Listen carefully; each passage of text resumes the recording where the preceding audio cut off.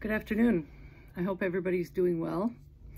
So today for Kid Tuesday, I want to talk a little bit about what Holy Week is. Maybe you haven't heard that term before or heard about what that week is, but I thought I would talk with you a little bit about that today. So Holy Week is a week in the Christian tradition where we remember the events of Jesus' last few days before he was crucified, before he died, and before he rose.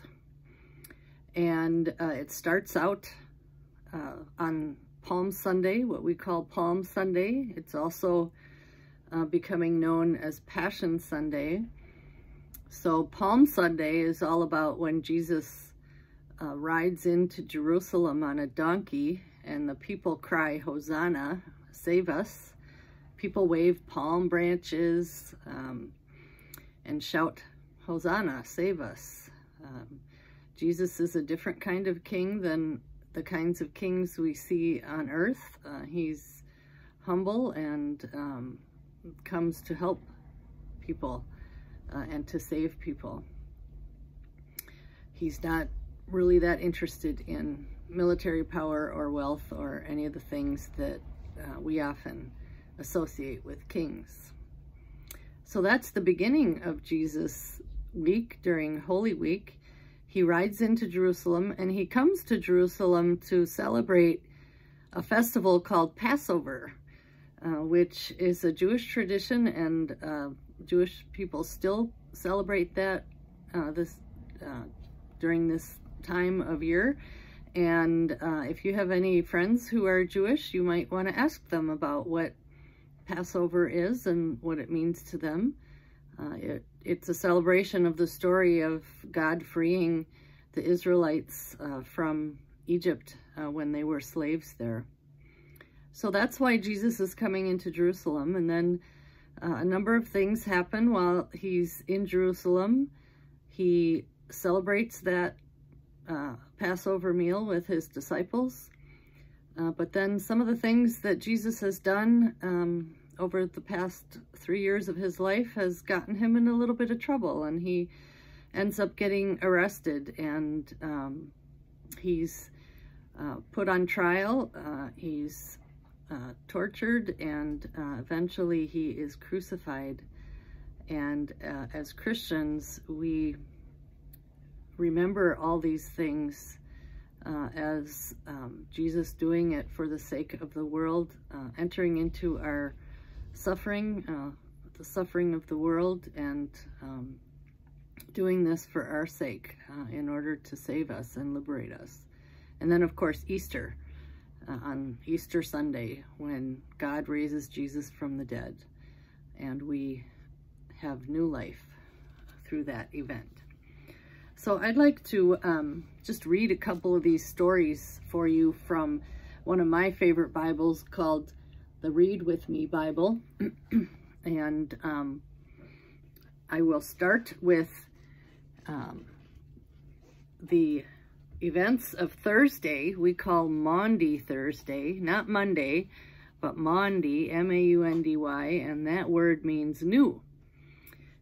So that night, Thursday night, Maundy Thursday, we remember the new covenant Jesus gives us through Holy Communion, and we remember the new commandment he gives us when he washes the disciples' feet. So I'm going to read this story about Jesus washing the disciples' feet.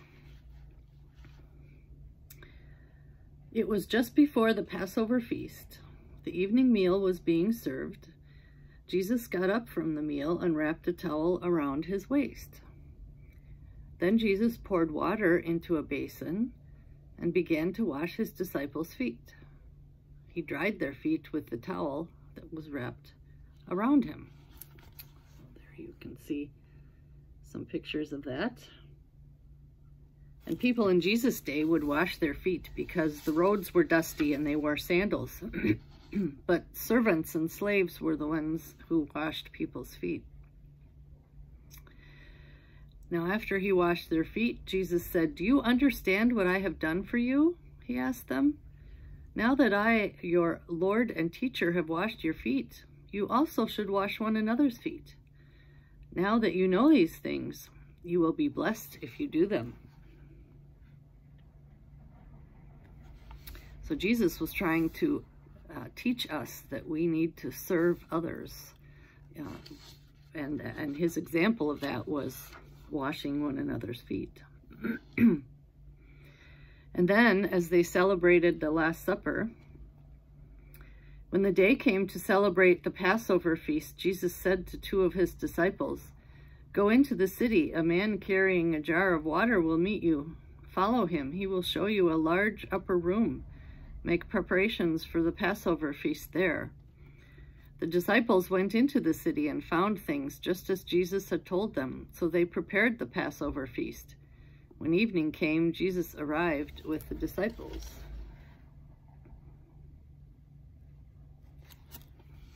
We sometimes call this the Last Supper because it was the last meal that Jesus had before he died.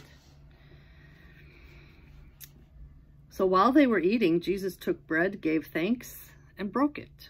He gave it to his disciples, saying, "Take and eat, this is my body." Then he took the cup, gave thanks, and offered it to them, and they all drank from it. "This is my blood, which is poured out for the forgiveness of sins," he said. When he had sung a hymn, they went out to Gethsemane.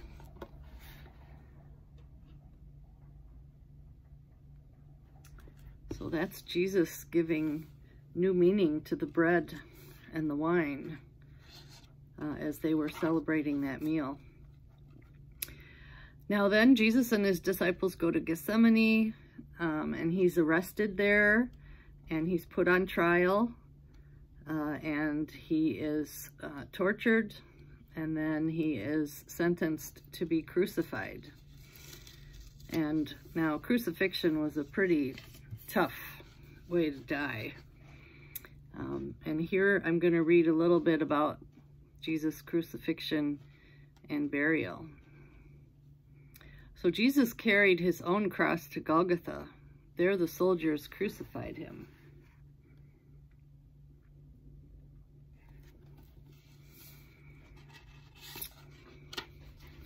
Jesus said, "Father, forgive them, for they don't know what they're doing." A written notice above him read, "This is Jesus, the King of the Jews." 2 robbers were crucified with him, one on his right and one on his left. For 3 hours darkness came over all the land, and Jesus cried out in a loud voice, my God, why have you forsaken me?" Later, when Jesus had cried out again, he bowed his head and died.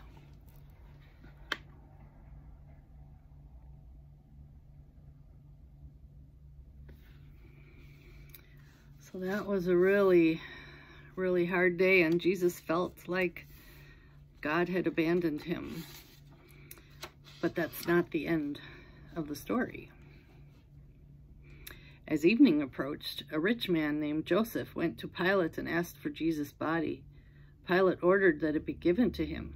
Joseph took the body, wrapped it in a clean linen cloth, and placed it in his own new tomb. He rolled a big stone in front of the entrance to the tomb and went away. Later, Pilate put a guard outside the tomb. So Jesus was buried. And then, early on the first day of the week, which would be Sunday, while it was still dark, Mary Magdalene and the other Mary went to the tomb. They found the stone rolled away from the entrance. As they entered the tomb, they saw an angel dressed in a white robe. The women were afraid. "Don't be afraid," the angel said. "You are looking for Jesus. He is not here. He has risen, just as he said. Go tell his disciples and Peter." The women hurried away from the tomb. They were afraid, yet filled with joy, and they ran to tell the disciples.